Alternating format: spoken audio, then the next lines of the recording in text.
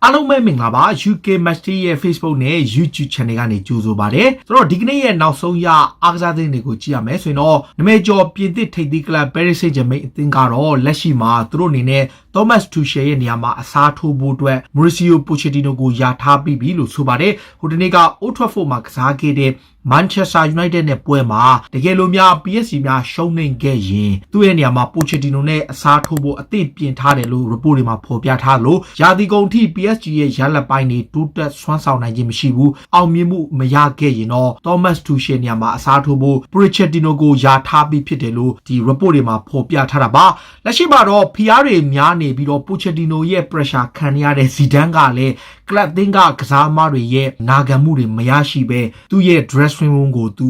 ူလုံးဝကိုအခြေအနေမကောင်းတဲ့အခြေအနေမျိုးရှိနေတယ်လက်ရှိမှာဟိုတနေ့ကချန်ပီယံလိပွဲရှုံးသွားပြီးတဲ့အပွဲမှာအသင်းကကစားသမားတွေတော်တော်များများက Zidane အတွက်မကစားပေးချင်ကြဘူးဆိုပြီးတော့သတင်းတွေထွက်ပေါ်လာခဲ့တာပါ Top Sport ရဲ့ဖော်ပြချက်အရ Zidane အနေနဲ့ Odegaard တို့ Eden Hazard တို့ Rodrigo တို့ Vinicius Junior တို့လိုကစားသမားတွေကိုစိတ်ကုန်နေသလိုတစ်ဖက်ကဝိုင်းကစားသမားတွေက Toni Kroos Modric တစ်ဖက်က Marcelo တို့ကစားသမားတွေကလည်း Zidane အတွက်ကစားပေးချင်လို့ချင်းမရှိတော့ဘူးဆိုပြီးတော့ report တွေမှာဖော်ပြထားလို့ Zidane အနေနဲ့သူ့ရဲ့ဝင်လဲကန်တွေကစီလုံးမှုပြိုကွဲနေတယ်ဆိုတဲ့သတင်းတွေလည်းကြားနေရတယ်။ Real ဘက်ကတော့အခုလောလောဆယ်မှာသူ့ကို Mönchengladbach နဲ့ Champions League ပွဲထိအချိန်ပေးထားတယ်။တကယ်လို့အဲ့ဒီ Champions League ပွဲမှာဒါအခြေအနေမကောင်းခဲ့ရင်တော့သူ့ကိုယာဒူးကထုတ်ပယ်ပြီးMauricio Pochettino ဒါမှမဟုတ် Raul နဲ့အစားထိုးသွားပွဲရှိတယ်ဆိုပြီးတော့ report တွေမှာဖော်ပြထားပါတယ်။တခါကွယ်လွန်သွားပြီဖြစ်တဲ့နမဲကျော်ဂန်ဝင်တိုက်စစ်မှုကြီး Diego Maradona ရဲ့သားတစ်ယောက်ဖြစ်တဲ့သူကဘာပြောလဲဆိုတော့ Argentina လေဝေးစဉ်အသင်းရဲ့နံပါတ်10ကျော်နံပါတ်ကို Lionel Messi နဲ့မဝတ်တဲ့မဲ့သူ့ဖေကို honor ပေးပြီးတော့အနာပေးတဲ့တယ်လို့တောင်းဆိုလိုက်ပါတယ်။ဆိုတော့ Maradona ဟာ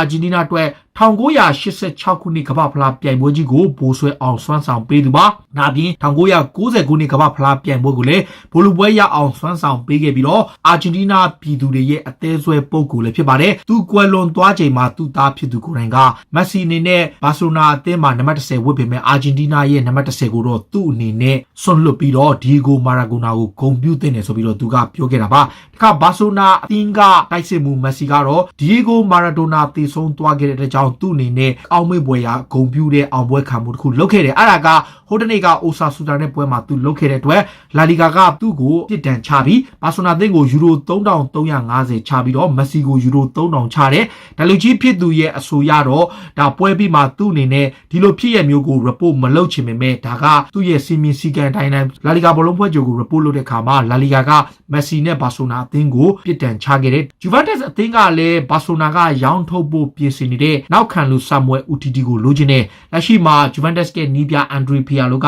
ဆမ်မွဲ UTD ကိုတိုက်တင်တတ်သူဖြစ်ပြီးတော့သူ့အနေနဲ့အနာဂတ်ခံစားပိုင်းအတွက်အားဖြည့်ခြင်းနဲ့လက်ရှိမှာ Juventus ကဝါရဲ့နောက်ခံလူခီလီနီကဒဏ်ရာပြဿနာတွေများစွာရှိနေသလိုအခြားကစားသမားတွေကလည်းအထိတ်တန်းအဆင့်ရှိတဲ့ကစားသမားတွေမှုတော့ဒီလစ်နဲ့ဘူနူချီကိုပဲအားကိုးနေရတာပါဒါကြောင့် UTD လိုအတွေ့အကြုံရှိတဲ့နောက်ခံလူမျိုးကိုလိုချင်နေတဲ့ကြောင့် Juventus အသင်းကဘာဆိုနာနောက်ခံလူကိုဇန်နဝါရီကာလမှာကြိုးပမ်းပွဲရှိတယ်ဆိုပြီးတော့စပိန်နာမည်ကြီးသတင်းစာ Mundo Deportivo သတင်းစာကဖော်ပြထားတာလည်းဖြစ်ပါတယ်။ Juventus ကနီးပြအန်ဒရီဖီယာလိုကလက်ရှိမှာကလပ်သင်းဟာခြေစွမ်းတည်ငြိမ်မှုမရှိဘဲ up and down ဖြစ်ပြီးတော့ inconsistent ဖြစ်နေတဲ့အပေါ်လုံးဝကိုစိုးရိမ်ပူပန်မှုမရှိဘူးလို့ဆိုလိုက်ပါတယ်။လက်ရှိမှာတော့ဖီယာလိုရဲ့အသင်းဟာခြေစွမ်းတည်ငြိမ်မှုမရှိသူတသက်ထဲမရှိဘဲပွဲတိုင်းမှာသူတို့အနေနဲ့အတက်ကြအရန်များနေတာပါ။ဒါပေမဲ့ဖီယာလိုကတော့သူ့အသင်းရဲ့ခြေစွမ်းကိုစိုးရိမ်ပူပန်မှုမရှိကြောင်းနဲ့ကလပ်တင်းဟာပြီးခဲ့နှစ်ကလိုပဲအောင်မြင်မှုတွေကိုစွမ်းဆောင်နိုင်လိမ့်မယ်လို့ဆိုလိုက်ပါတယ်။နာပိုလီတင်းရဲ့တိုက်စစ်မှုလည်းဖြစ်တဲ့အသင်းကောင်းဆောင်ဖြစ်တဲ့ Lorenzo Insigne ကတော့ဒီနှစ်ရာသီမှာသူတို့အနေနဲ့ Europa League ပြိုင်ပွဲမှာချန်ပီယံဖြစ်နိုင်တယ်လို့ဆိုလိုက်ပါတယ်။ Insigne ရဲ့အဆိုအရနာပိုလီဟာဒီနှစ်ရာသီမှာသူတို့အနေနဲ့တောင်တင်းတဲ့အသင်းတစ်သင်းကိုပိုင်ဆိုင်ထားသလို Diego Maradona ကိုဂုဏ်ပြုတဲ့အနေနဲ့ Europa League ဖလားကိုအရယူသွားဖို့ကြိုးပမ်းနေတယ်လို့ဆိုပါတယ်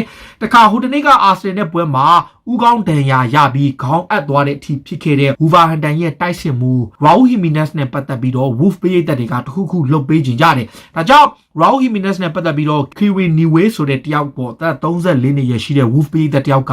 online မှာfundraising post ကိုထောင်ပြီးတော့ charity ပုံစံမျိုးပေးသက်တွေကိုပတ်စံတောက်ခံခဲ့ရပေးသက်တွေတော်တော်များများကလှူခဲ့တယ်ဆိုတော့သူက9500အထိသတ်မှတ်ခဲ့ပေမဲ့တကယ်တမ်းမှာ Wolverhampton ပေးသက်တွေအားလုံးကလှူဒန်းရင်းနဲ့16500အထိဖြစ်တဲ့45မီတာရှည်ပြီးတော့အမြင့်17မီတာရှိတဲ့ Raul Jimenez အတွက်ဆူတောင်းတဲ့ဘန်နာအကြီးကြီးကိုသူတို့ကလုံနေတယ်ဗျာအဓိကဘာလဲဆိုတော့Jimenez ကသူတို့အသင်းနဲ့အတူရှိကြောင်း သူတို့က Jimenez အတွက်ကို support လုပ်နေကြောင်းကိုသူကပြသခြင်းတဲ့အကြောင်း online မှာ charity တစ်ခုကိုလုပ်ခဲ့ရင်က Wolverhampton ပြည်သက်တွေလှူဒန်းမှုက16500တိရှိတယ်ဒါကြောင့်ဒီတစ်ပတ်ကံမဲ့ Wolf ရဲ့ပွဲစဉ်မတိုင်မီမှာ Raul Jimenez အတွက်17မီတာမြင့်တဲ့ဘန်နာကြီးကိုကိုင်းပြီးတော့သူ့အတွက်ဆူတောင်းပေးသွားမယ်လို့ဆိုပါတယ်နောက် Chelsea အသင်းရဲ့ပိုင်ရှင် Roman Abramovich ကလက်ရှိမှာထိပ်တန်း agent တယောက်ဖြစ်တဲ့ Zahavi နဲ့တိတ်ကိုရင်းနှီးသူပါ Zahavi ရဲ့လက်ရှိကစားမဟာ David Alaba ပါဒီက Chelsea က Abramovich နဲ့ရင်းနှီးတဲ့ Zahavi ရဲ့အကူအညီနဲ့ David Alaba ကိုအသင်းကိုခေါ်ဖို့လုပ်နေတယ်ဆောင်းရာသီကာလမှာတည်းကကြိုက်တဲ့အသင်းတစ်သင်းကိုသဘောတူညီမှုရဖို့အခွင့်အရေးရှိတဲ့ David Alaba ဟာလာမယ့်ရာသီမှာစာချုပ်တက်တန်းကုန်ဆုံးမယ်ဆိုတော့ Chelsea အနေနဲ့သူ့ကိုလက်ဦးမှုရယူဖို့အသင်းပိုင်ရှင်ဖြစ်သူရဲ့ညွှန်ကြားချက်နဲ့ Zahavi ကိုစပြီးဆွေးနွေးနေတာပါဆိုတော့ David Alaba ကိုတကယ်လို့သာခေါ်ခဲ့မယ်ဆိုရင် Chelsea ဘက်က Declan Rice ကိုခေါ်ယူမဲ့အစီအစဉ်ကိုတော့ရပ်တန့်လိုက်မယ်လို့သတင်းတွေမှာဖော်ပြထားပါတယ်ဒါက Chelsea ကဟိုတနေ့က Champions League ပွဲမှာ4ဂိုးသွင်းခဲ့တဲ့တိုက်စစ်မှု Olivier Giroud ကသူ့အနေနဲ့4ဂိုးသွင်းသွားပြီးလက်ရှိမှာ Chelsea ရဲ့အခြေအနေနဲ့ပတ်သက်ပြီးသူ့အနေနဲ့စိုးရိမ်ပူပန်မှုမရှိဘူးလို့ဆိုထားတယ် Giroud ကိုယ်တိုင်က Chelsea တဲ့မှာဆက်ရှိခြင်းလို့သူ့အနေနဲ့လန်ဒန်မြို့မှာအခြေချထားပြီးတဲ့အတွက်သူဟာမိသားစုကလည်းလန်ဒန်ကနေပြောင်းရွှေ့ခြင်းပုံမရဘူး Giroud က Chelsea မှာသူ့အနေနဲ့ပွဲထွက်ကစားခွင့်မရဘဲလူစားဝင်ကစားခွင့်ရပေမဲ့လည်းသူ့အနေနဲ့ပြဿနာမရှိဘူးလို့ဆိုထားပြီးတော့သူပါဝင်ကစားခွင့်ရတဲ့အချိန်မှာအကောင်းဆုံးပေးဆက်သွားမယ်လို့ Giroud ကဆိုခဲ့တာပါတခါ Tottenham နဲ့ Chelsea ရဲ့နီးပြဟောင်းလည်းဖြစ်တဲ့အင်္ဂလန်လက်ဝဲစဉ်ရဲ့နီးပြဟောင်းတယောက်ဖြစ်တဲ့ Green Hotel ကတော့လက်ရှိ Frank Lampard ရဲ့ကစားမစုဖွဲ့မှုနဲ့ Chelsea အသင်းဟာ Real Madrid တို့ Barcelona အသင်းတို့ထက်တောင်ပိုကောင်းတယ်လို့သူကချီးကျူးပြောကြားလိုက်တယ်။ Lampard ရဲ့အသင်းကဟိုတနေ့က Sevilla ကို4ဂိုးပြတ်နဲ့နိုင်လိုက်တဲ့ပွဲအပြီးမှာ Green Hotel ကတော့ Lampard ရဲ့ Chelsea အသင်းကကစားမအင်အားရောခြေစွမ်းပိုင်းဟာလက်ရှိ La Liga ကထိပ်သီးကလပ်ဖြစ်တဲ့ Real Madrid Barcelona ထက်ပိုကောင်းတဲ့အသင်းဖြစ်တယ်လို့ဆိုခဲ့ပြီးဒီနေ့ရာသီမှာသူတို့အသင်းဟာအောင်မြင်မှုတစ်ခုခုပြုလုပ်နိုင်လိမ့်မယ်လို့ချီးကျူးလိုက်ပါတယ်။တခါ Aston Villa အသင်းရဲ့လက်ထောက်နီးပြလည်းဖြစ်တဲ့ Chelsea ရဲ့ဂန်ဝင်အသင်းကောင်းဆောင်ဟောင်းဖြစ်တဲ့ John Terry ကတော့ဒါဘီနီးပြယာဒူးကိုရဖို့နီးစပ်နေတယ်။ဒါဘီအသင်းရဲ့ပိုင်ရှင်ဖြစ်သူကိုယ်တိုင်က Wayne Rooney ထက် John Terry ကိုနီးပြဖြစ်ခန့်ချင်တယ်။ Rooney ကိုတော့လက်တော်မှာယာယီနီးပြဖြစ်ခန့်ထားပေမဲ့သူတို့အနေနဲ့ John Terry ကိုနီးပြချုပ်ဖြစ်ခန့်အပ်ချင်ပုံရတယ်။ဒါကြောင့် John Terry ကလည်းတကယ်လို့များသူ့ကိုနီးပြယာဒူးကမ်းလှမ်းခဲ့ရင် Chelsea ရဲ့အသင်းပေါ်ဟောင်း Ashley Cole ကိုသူ့ရဲ့နီးပြအဖွဲ့ဝင်တွေကိုဆွဲခေါ်သွားဖို့အစီအစဉ်ရှိတယ်လို့ဆိုပါတယ်။ခါ Leicester City အသင်းကလည်းကွင်းလယ်ပိုင်းကစားမတယောက်ကိုလိုချင်တယ်။ဒါကတော့ William Carvalho ပါ။ Real Betis အသင်းကနေပြီးခဲ့တဲ့နွေရာသီတုန်းကအရခေါ်ယူဖို့နီးစပ်ခဲ့ပြီးမှပြတ်ပြေခဲ့တဲ့ William Carvalho ကိုခိုးချင်တယ်။28နှစ်အရွယ်ရှိတဲ့သူကလက်ရှိမှာ Leicester က NDD ကိုဆုံးရှုံးထားတဲ့အတွက်ကြောင့်ကွင်းလယ်ပိုင်းကိုအားပြည့်ခြင်းလို့ Carvalho ကိုလိုချင်တာပါ။ပေါင်25တန်းဈေးသတ်မှတ်ထားတဲ့သူကို Leicester အသင်းရဲ့နီးပြ Brendan Rodgers ကကလပ်သင်းကိုခေါ်ယူပေးဖို့တောင်းဆိုထားပြီးတော့ကလပ်သင်းအနေနဲ့ဒီထက်ပိုကောင်းတဲ့ကွင်းလယ်တယောက်ကိုရရှိဖို့လိုအပ်တယ်လို့ဆိုပါတယ်။ဒါကလီဗာပူးအသင်းကလည်းရာသီကုန်မှာအသင်းကထွက်ခွာတော့မဲ့ကွင်းလယ်ကစားမ Final တန်းကိုဆက်ထိန်းထားဖို့ကြိုးပမ်းနေဆက်ဖြစ်တယ်။ရာဂန်ကလော့ကတော့ Final တန်းကိုသူ့အနေနဲ့အသင်းမှာစာချုပ်တိချုပ်ဆိုတာကိုမြင်ကျင်တယ်လို့ဆိုခဲ့သလိုကလပ်သင်းဘက်ကလည်းတက်တန်းတိုးနိုင်လိမ့်မယ်လို့ယုံကြည်နေကြောင်းဆိုခဲ့တာပါ။ပြီးခဲ့တဲ့ဂျပန်တုန်းကတော့ Final ကလီဗာပူးရဲ့ကာလန်တဲ့စာချုပ်တိ2ကြိမ်3ကြိမ်လောက်ကိုပယ်ချခဲ့ပြီးနောက်ရာသီကုန်မှာအသင်းကထွက်ခွာဖို့ပြင်ဆင်နေတာပါသူရဲ့ဆရာဟောင်းဖြစ်တဲ့ Ronald Koeman ရဲ့ဘာဆိုနာကိုသူပြောင်းရွှေ့ချင်နေတယ်လို့သတင်းတွေမှာဖော်ပြထားပါလီဗာပူးအနေနဲ့တော့ Trent Alexander-Arnold ကိုဒီတစ်ပတ်အတွင်းပွဲစဉ်တွေမှာသုံးနိုင်မှာမဟုတ်ပေမဲ့ဒီပတ်ကျော်လောက်မှာပဲ Trent ကိုကလပ်သင်းရဲ့ပွဲစဉ်တွေမှာပြန်သုံးနိုင်ဖို့မျှော်လင့်နေတယ်လို့ဆိုပါတယ်လက်ရှိမှာတော့ Trent အပါဝင်ကစားမတွေတော်တော်များများဒဏ်ရာရနေတဲ့ James Milner အပါဝင်နောက်ဆုံးဂိုးသမား Alisson ဘက်ကပါဒဏ်ရာရနေတာပါဒါကြောင့်လီဗာပူးအနေနဲ့နောက်ပွဲစဉ်တွေမှာကစားမတွေကိုတေချာ rotate လုပ်သွားပြီးတော့ injury ကင်းနိုင်အောင်သူတို့ဘက်ကအကောင်းဆုံးကြိုးစားသွားမယ်လို့ဆိုပါတယ်တခါကျွန်တော်တို့မှတ်မိလား Arsenal နဲ့ Manchester City မှာခြေစွမ်းပြခဲ့တဲ့နောက်ခံလူ Gil Clichy ကတော့အခုလောလောဆယ်မှာ Switzerland ကကလပ်အသင်းတစ်သင်းကိုပြောင်းရွှေ့သွားပြီး35နှစ်အရွယ်ရှိတဲ့ Clichy ဟာအသင်းလက်မှတ်ဖြစ်နေရင်က Switzerland က Savernetty ဆိုတဲ့အသင်းပြဒီအသင်းကိုပြောင်းရွှေ့သွားတာပါဒီအသင်းမှာအားကစားဒါရိုက်တာဖြစ်ဆောင်ရွက်သူကအရင်က Arsenal အသင်းရဲ့နောက်ခံလူဟောင်းတယောက်ဖြစ်တဲ့ Sandro ပါ Philip Sandro ကအဲ့အသင်းရဲ့အားကစားဒါရိုက်တာဖြစ်ဆောင်ရွက်နေချိန် Clichy ကိုသူ့အသင်းကိုခေါ်ယူလိုက်တာလည်းဖြစ်ပါတယ် Manchester City ရဲ့နီးပြဖတ်ဂွာဒီယိုလာကတော့ကလပ်သင်းအနေနဲ့ဂျွန်ဆုံကိုဒီနေ့ရာသီမှာကောင်းကောင်းမွန်မွန်သုံးသွားမယ်လို့ဆိုထားတယ်ဂျွန်ဆုံဟာဒဏ်ရာပြဿနာတွေနဲ့အများကြီးလွဲချော်နေတာကြောင့်ဒီနေ့ရာသီမှာသူ့အသင်းအတွက်အရေးပါတဲ့ကစားမဖြစ်မယ်ကလပ်သင်းမှာတော့ Stone ရဲ့ အမ်ရီလာဘော့ရဲ့ Ruben Diaz ကအပြင်နေတန်အခေနဲ့ခံစစ်မှုလျောက်ကိုသူအလှည့်ကျသုံးသွားဖို့အတွက်ဂျွန်ဆုံဟာဒီနေ့ရာသီမှာသူ့အတွက်တကယ်ကိုအရေးပါတဲ့ကစားမတစ်ယောက်ဖြစ်တယ်လို့ဆိုလိုက်ပါတယ်။ဒါအာဆင်နယ်အသင်းရဲ့နီးပြကြီးအာဆင်ဗင်ဂါကတော့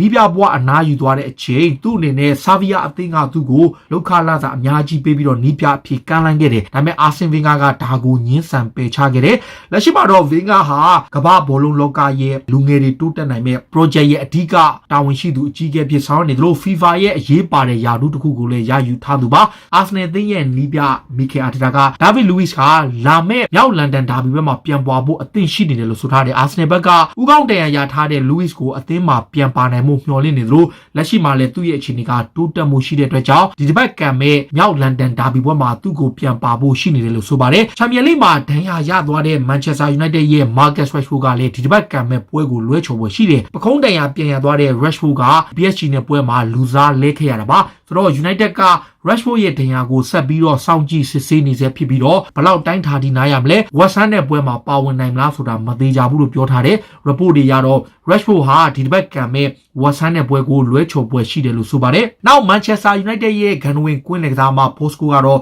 တိုက်စစ်မှု Anthony Martial အနေနဲ့သူ့ရဲ့ဂိုးသွင်းစွမ်းရည်ကိုဒီထက်ပိုတိုးတက်ဖို့လိုအပ်တယ်လို့သတိပေးပြောကြားလိုက်ပါတယ် PSG ကိုသူအသေးချာပေါက်ဂိုးရနိုင်မဲ့အခွင့်အရေးနှစ်ကြိမ်ရခဲ့ပေမဲ့သူ့ရဲ့လွဲချော်မှုကြောင့် Manchester United ဟာအိမ်ကွင်းမှာရှုံးနေသွားခဲ့တယ်ဖြစ်ခဲ့တာပါဒါကြောင့် Bosco ကတော့ Anthony Martial ရုံးကန်နေရတာအထူးသဖြင့်ဂိုးပေါက်ရတဲ့အချိန်မှာဂိုးသွင်းမသေးကြတာဟာ Anthony Martial အတွက်ဒီထက်ဂိုးသွင်းသေးကြဖို့ပိုကျင့်ဖို့လိုအပ်တယ်ပို့ပြီးတော့အကြံဉာဏ်တွေယူဖို့လိုအပ်တယ်ဆိုပြီးတော့ Bosco ကသူ့ကိုတိုက်တွန်းခဲ့တာပါ Tottenham Hotspur က Dele Alli ကိုရောင်းထုတ်ဖို့လုပ်နေတယ်ဆောင်းရာသီကာလမှာ Dele Alli ကိုရောင်းဖို့ပြင်ဆင်တယ်လို့ Jose Mourinho ကလည်း Dele Alli ကိုလုံးဝမကြိုက်တဲ့အခြေအကြောင်း Spurs အသင်းကနေသူ့ကိုထွက်ခွာခွင့်ပေးဖို့ရှိနေတယ် Spurs ကတော့သူတို့ကကွင်းလင်ကစားမတစ်ယောက်ကိုကလပ်အသင်းမှာရေရှည်ထိန်းထားဖို့လုပ်ပေမဲ့ဒယ်လီအလီရဲ့ခြေစွမ်းရအသင်းမှာခြေစွမ်းပြနိုင်တဲ့အခြေအနေမျိုးမရှိလို့မိုရီညိုကလက်လွတ်ဆုံးရှုံးဖို့အထိရှိတယ်လို့ဆိုခဲ့တာပါနောက်အာဆင်နယ်အသင်းနဲ့ရင်ဆိုင်ရမယ့် Tottenham Hotspur ရဲ့နောက်ခံလူ Eric Dyer ကတော့မြောက်လန်ဒန်ဒါဘီပွဲမှာသူတို့အနေနဲ့တကယ်ကိုခက်ခဲတဲ့ပွဲ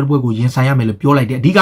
အာဆင်နယ်ဟာဘလို့ပဲအခြေအနေဆိုးနေပါသေးဒီလိုမြောက်လန်ဒန်ဒါဘီပွဲမှာဘယ်အသင်းမှလွယ်ကူကူအသာစီးရမှာမဟုတ်သူတို့အတွက်လည်းအမတန်ခက်ခဲတဲ့ပွဲကိုကစားရမှာမြောက်လန်ဒန်ဒါဘီပွဲမှာသူတို့အသင်းကပဲဖြစ်ဖြစ်အာဆင်နယ်ကပဲဖြစ်ဖြစ်ခြေစွမ်းမကောင်းတဲ့အချိန်မှာလည်းဒါဘီပွဲတစ်ပွဲနဲ့အညီအကောင်းဆုံးတုတ်ပြန်ကစားမှာဖြစ်လို့သူတို့အတွက်လည်းခက်ခဲတဲ့ပွဲကိုရင်ဆိုင်ရမယ်လို့ပြောကြားခဲ့တာပါဒါတွေကတော့နောက်ဆုံးရအားကစားသင်းတွေကိုတင်ဆက်ပေးတာပါအခုလိုမျိုးစိတ်ဝင်စားစရာအားကစားသင်းတွေကိုနားဆင်နေကြရှင်တော့ UK Match Day ရဲ့ Facebook နဲ့ YouTube Channel ကို follow လုပ်ကြပါလို့တောင်းဆိုရင်းနဲ့ဒီကနေ့ရဲ့အစီအစဉ်ကိုဒီမှာပဲဆုံးသက်ပါစေအားလုံးကိုကျေးဇူးတင်ပါတယ်ဗျာ